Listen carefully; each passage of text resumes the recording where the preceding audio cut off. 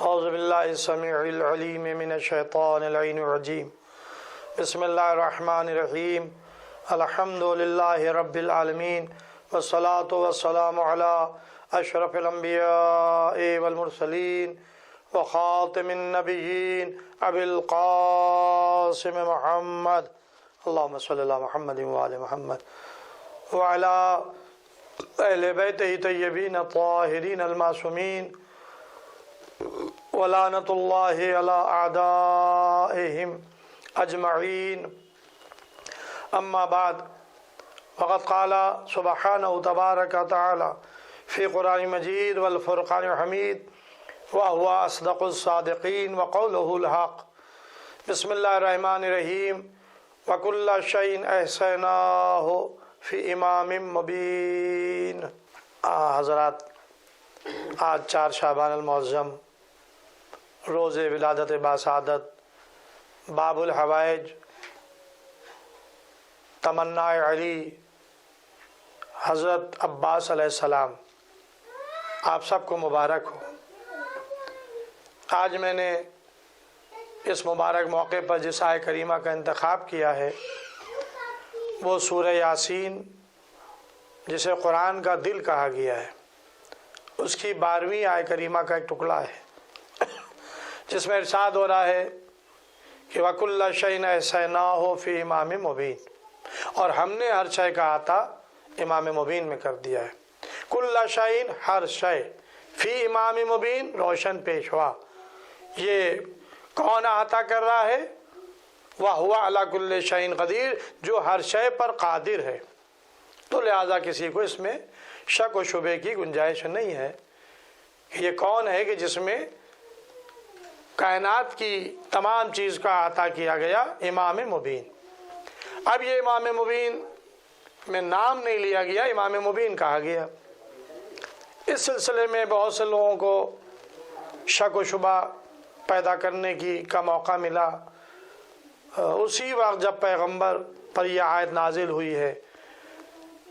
امام حسین علیہ السلام ارشاد فرماتے ہیں کہ جس وقت یہ آیت کریمہ نازل ہوئی تو میرے جد رسول خدا صلی اللہ علیہ وسلم سے صحابہ نے پوچھا کہ یا رسول اللہ، کیا اس سے مراد توریت ہے، انجیل ہے، زبور ہے یا قرآن مجید ہے؟ اس وقت میرا بابا علی ابن ابی طالب علیہ السلام مسجد میں داخل ہو رہا تھا، تو رسول خدا نے کہا کہ اس سے مراد نہ توریت ہے، نہ انجیل ہے، نہ قرآن ہے، بلکہ امام مبین سے مراد علی ابن ابی طالب علیہ السلام ہے۔ جناب عمار یاسر کہتے ہیں کہ میں ایک دن مولا علی کے ساتھ جا رہا تھا، غالباً جنگ صفین سے واپسی کا واقعہ ہے، تو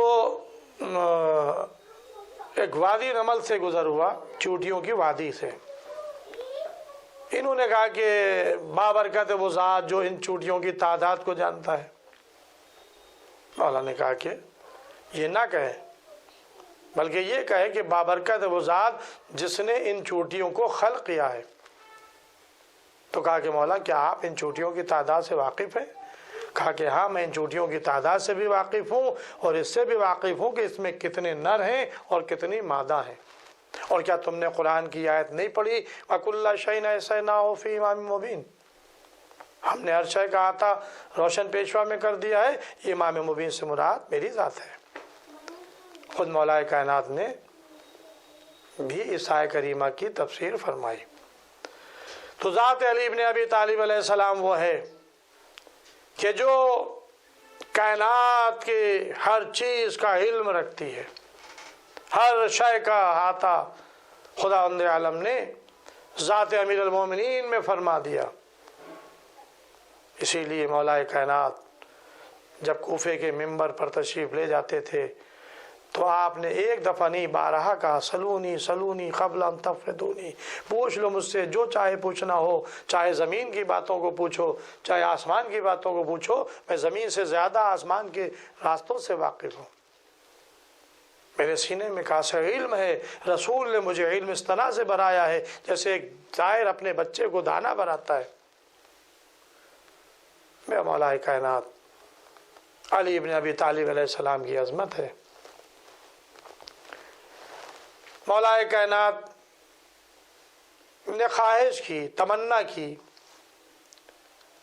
اور اپنے بھائی سے کی، جناب عقیل سے، اے عقیل میں چاہتا ہوں کہ ایک ایسے شجاع بہادر قبیلے میں میرا عقد ہو جس سے ایک شجاع بہادر فرزند پیدا ہو جو کربلا میں میرے حسین کے کام آئے۔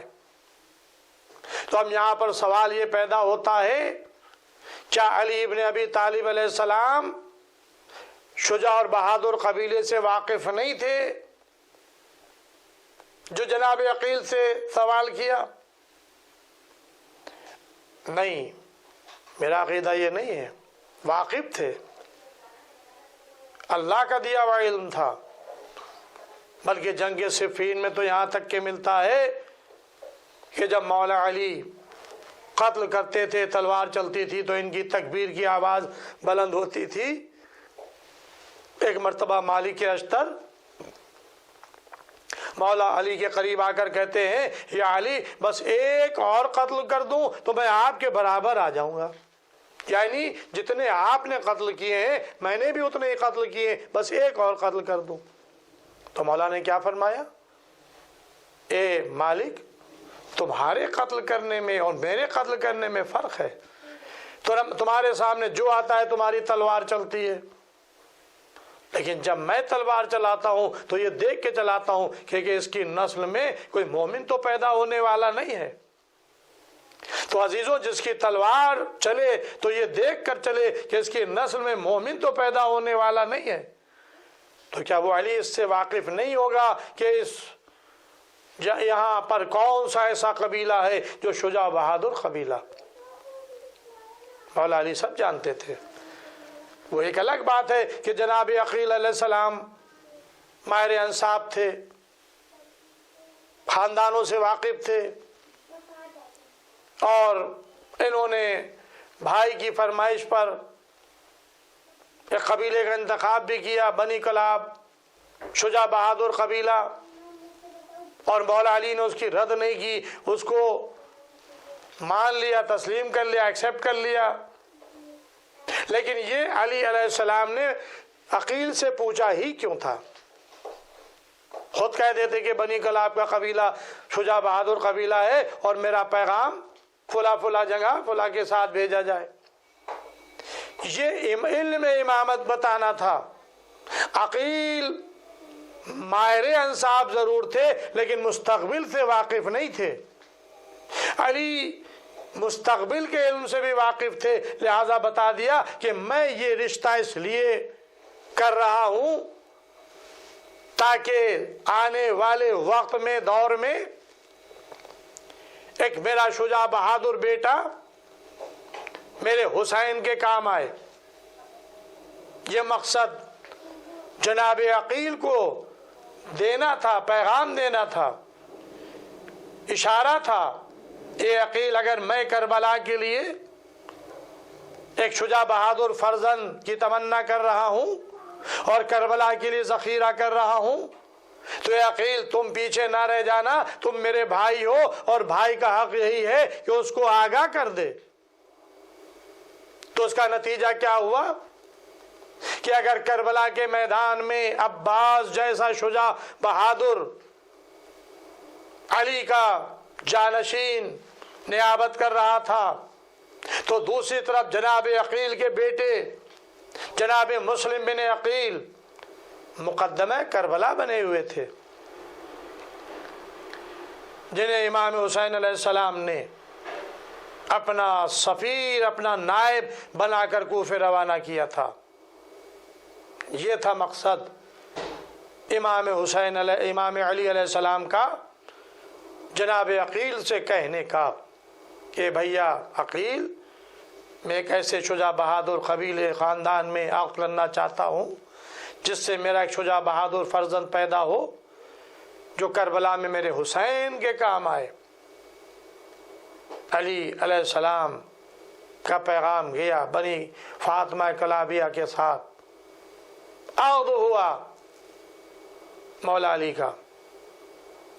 جناب فاطمہ کلابیہ جنہیں ام البنین کے لقب سے یاد کیا جاتا ہے، یہ بیاہ کر مولا علی کے گھر میں آئی، تاریخ بتاتی ہے آ کر پہلے دروازے کو بوسہ دیا۔ جانتے ہیں کہ ملائکہ کا مسکن ہے، ملائکہ آتے ہیں تو اجازت لیتے ہیں، ملائکہ آتے ہیں تو رک جاتے ہیں دروازے پر۔ یہاں ملائکہ آتے ہیں تو کوئی سائل بن کر آتا ہے، کوئی بچوں کا درزی بن کر آتا ہے، کوئی جھولا جھلانے آتا ہے، کوئی چکی چلانے آتا ہے۔ لہذا جناب ام البنین فاطمہ کلابیہ آئیں، در کا بوسہ لیا، گھر میں داخل ہوئیں، حسنین کو بلایا، جناب زینب ام کلثوم کو بلایا، چاروں طرف طواف کیا، پھری، کہا کہ بچوں میں تمہارے گھر میں آئی ہوں لیکن ماں بن کے نہیں آئی ہوں، میں تمہاری کنیز بن کے آئی ہوں، خادمہ بن کے آئی ہوں۔ اب ذرا غور کریں کہ جس کی ماں کا عالم یہ ہو، اس کے آغوش میں پلنے والا بچہ کیسا ہوگا۔ یہ ام البنین کے شیر کا اثر تھا کہ عباس نے کبھی حسین علیہ السلام کو اپنا بھائی کہہ کر نہیں پکارا، ہمیشہ آقا کہا، اپنے کو غلام سمجھتے رہے۔ شہزادی زینب کو کبھی بہن نہیں کہا، آقا زادی، اور اپنے کو غلام سمجھتے رہے۔ آج وہ مبارک تاریخ ہے جب علی کا شیر عباس اس دنیا میں آیا، جس کا نام مولا علی نے عباس رکھا۔ ہاں ظاہر ہے انہیں سقائے سکینہ بھی کہا جاتا ہے، انہیں قمر بنی ہاشم بھی کہا جاتا ہے، ان کو عبد صالح بھی کہا جاتا ہے، اور ان کو باب الحوائج بھی کہا جاتا ہے۔ کل کی تقریر میں نے آپ کے سامنے عرض کیا تھا کہ امام حسین علیہ السلام کو ان کی شہادت کے عوض میں جو اللہ نے مرتبہ عطا کیا، نسل حسین میں قیامت تک کے لیے امامت کو باقی رکھا، ان کی قبر کو خاک شفا قرار دیا، قبر کی مٹی کو، اور ان کے زیر قبہ دعا کو مستجاب بت کا درجہ قرار دیا۔ تو اگر یہ زیر قبہ ان کی دعا کی جائے تو وہ دعا مستجاب ہوگی۔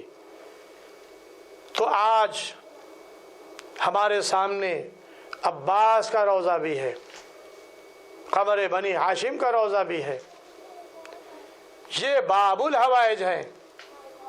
کربلا میں جائیے کیا شان برس رہی ہے، ایک طرف چھوٹے حضرت آقا عباس کا روضہ، پرچم لہرا رہا ہے، دریا پر قبضہ ہے، ایک طرف بڑے آقا حسین علیہ السلام کا روضہ ہے۔ لگتا ہے کہ ہاں یہ دو بھائی ہیں جو کربلا کی سرزمین پر آرام کر رہے ہیں۔ ایک طرف علی کا شیر حسین، فاطمہ کا بیٹا حسین، دوسری طرف علی کا شیر عباس ہے جس کو فاطمہ زہرا نے اپنا بیٹا کہا ہے۔ یقیناً یہ وہ باب الحوائج ہیں کہ جو کربلا کے میدان میں بچوں کے لیے پانی کی سبیل کرنے گئے تھے، سکینہ کا مشکیزہ لے کر گئے تھے، لیکن وہ مشکیزہ خیمے تک کے نہیں پہنچ سکا۔ تو اگر خیمے تک مشکیزہ نہیں پہنچا تو عباس نے وصیت کی، آقا میری لاش بھی خیمے میں نہ لے جائیے گا۔ کسی کی لاش پر امام حسین علیہ السلام نے یہ جملے نہیں کہے جو آقا عباس کی لاش پر کہے، الان انکسر ظہری وقیل اتھیلتی، اے بھائی عباس تمہارے مرنے سے حسین کی کمر ٹوٹ گئی، راہ و چاروں تدبیر مسدود ہو گئی۔ وہ آنکھیں جو راتوں کو جاگا کرتی تھی اب وہ سوئیں گی، اور وہ آنکھیں جو راتوں کو جاگتی تھیں سوتی تھی وہ اب جاگا کریں گی۔ بس عزیزوں، میں نے اپنی گفتگو کو تمام کیا۔ یہ باب الحوائج، باب المراد، یہ سقائے سکینہ، یہ حسین کا قوت بازو عباس، یہ جناب زینب کی ٹھارس عباس، ان کی آج روز ولادت باشہادت ہے۔ خدا نے عالم ہم سب کی دعاؤں کو مستجاب کرے۔ باب الحوائج باب المراد کے صدقے میں آئیے ہم بارگاہ حسین میں، بارگاہ فاطمہ زہرا میں، بارگاہ علی میں مولا عباس کی ولادت کی مبارکبادی پیش کرتے ہیں اور بارگاہ الہی میں دعا کرتے ہیں خداوند عالم قرِ اس پر جہاں جہاں بھی ماتمدار مظلوم کربلا اور مولا علی کے چاہنے والے سید الشہداء امام حسین کے محب ہیں، ان سب کی دلی مقاصد کو پورا فرما، ان کی جان مال عزت آبرو ناموس کی حفاظت فرما، ہمارے زمانے کے امام کے ظہور میں تعجیل فرما، ہم لوگ کا شمار امام کے ناز و مددگاروں میں فرما۔